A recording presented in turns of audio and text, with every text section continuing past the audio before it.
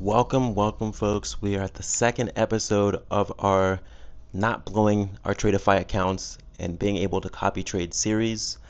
I want to go over my day two. I had a bit of a, I guess I'll say rough day since I lost, but let's go over this loss. I'll explain what I think went well and what I'm going to be improving moving forward. Again, this is my way to advance my trading to the next level, and we're making sure that we can basically scale into someone that can do this as a full-time job. So let's get into it.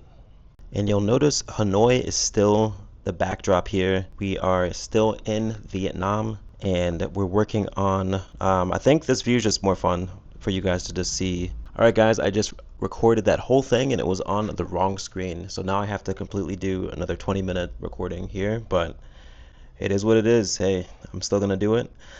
So this trade was actually taken based on the closure of the 30-minute candle below this 1 hour support. You'll notice on the left hand side here. So let me move my camera so you guys can see. We'll start with this one first. And you'll basically see that the candle closed. I waited for that top wick to be formed. As you know, we wait for that top wick and then we got in on the flip of the candle on the that next 30-minute candle there. The stop was above the previous 30-minute candle, and so some of the things that we did adjust from our first day of this series is we are now not taking partials until after we reach 1R. So that was one of the biggest improvements that we're going to make with our trading. I've noticed that 85 to 90% of my trades will get to 1R. I went back and did the research. So the fact that I'm closing early, I'm just leaving money on the table, and that's one thing that I wanted to change here. So that is what we're doing. Basically, also one of the things that we are going to improve on is that I'm going to stay on the 30-minute time frame the whole time. So we're not moving to the 5-minute, we're not moving to these other times, because I notice that's one of the reasons that I will take partials, is that I'll get laser focused on these smaller time frames that are less important for the trading that I'm doing. So let's fast forward this a bit and see what's going on. So just playing around here, not anything too crazy. The main thing is that it's keeping that 1 hour resistance, and that's basically one thing when we're looking at the chart. What story is it telling? Well, as of right now, it's saying that this candle is battling to get above this 1 hour resistance and it's unable to do so. So that's a good sign that we could, we're probably going to be going lower. And every episode we will be trying a new Vietnam beer in the series. So we do have this Camel beer. That's pretty good. It kind of has a malt flavor to it. So yeah, nothing too crazy here, just looking at where we're getting to, but you guys know this trade is a loss. You'll see in a moment we get about 3 points away from our 1R, and previously I would have closed here, like I would have probably closed partials and then set to BE, but this is one thing that we're improving. We're trying to make something to where I can be more efficient in getting to payouts. So if I'm just taking partials each time something doesn't look right, or each time I see a little bit of profit, it's just gonna hurt me in the long run. So this strategy was a lot less stressful, honestly.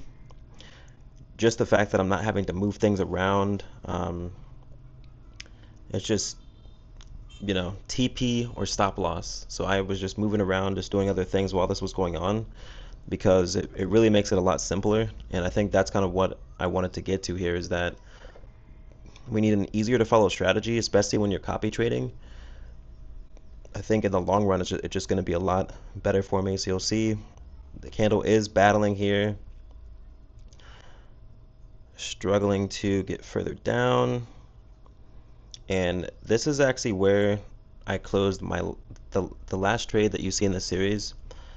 This is the same spot I closed when the candle was struggling to get past the low of the previous candle. I was like, you know what? Let me just close here, set the break even. And then it flew down like 50 more points after I closed. So I'm like, this one, I'm sticking to my rules. And you know how it goes. When you change your rules, the first time you do it, it's just going to blow up in your face. So that's essentially what happens here. It completely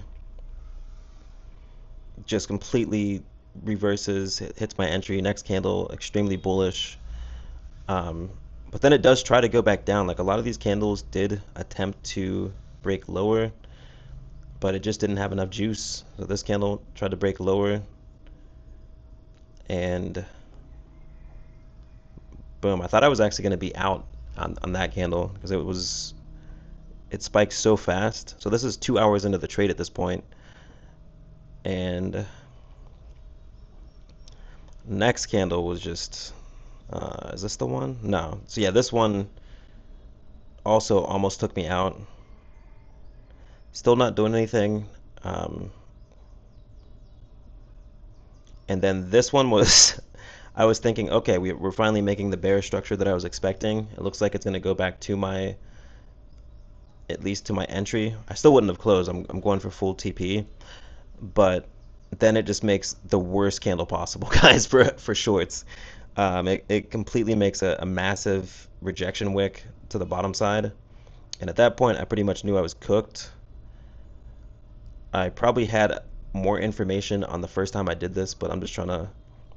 It's honestly probably better that it's a shorter video. So we basically keep battling, about 1 point from getting taken out.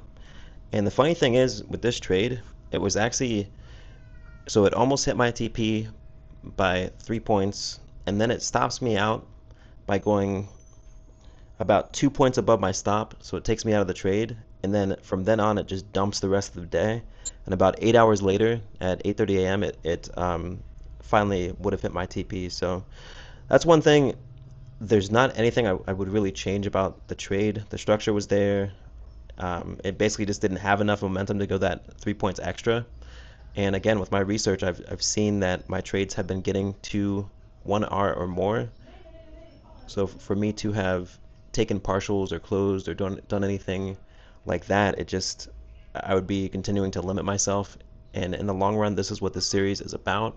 I'm going to be making small changes that will eventually make it to where I'm a lot more efficient with getting to these payouts.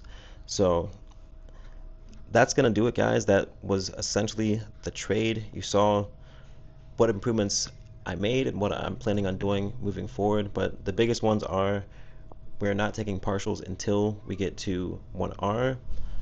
And then we're also staying on the 30 minutes. So got rid of a lot of stress. I was still touring Vietnam after this trade, getting food, just going through my day-to-day life, no stress. Didn't revenge trade after, which is probably the biggest takeaway from this. It was a valid loss. Like it was an 80% probability trade. Today I was just in the 20%. So hopefully you guys were able to take something from this video.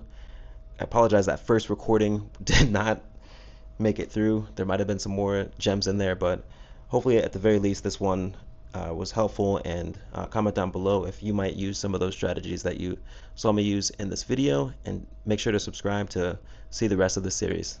I'll see you guys.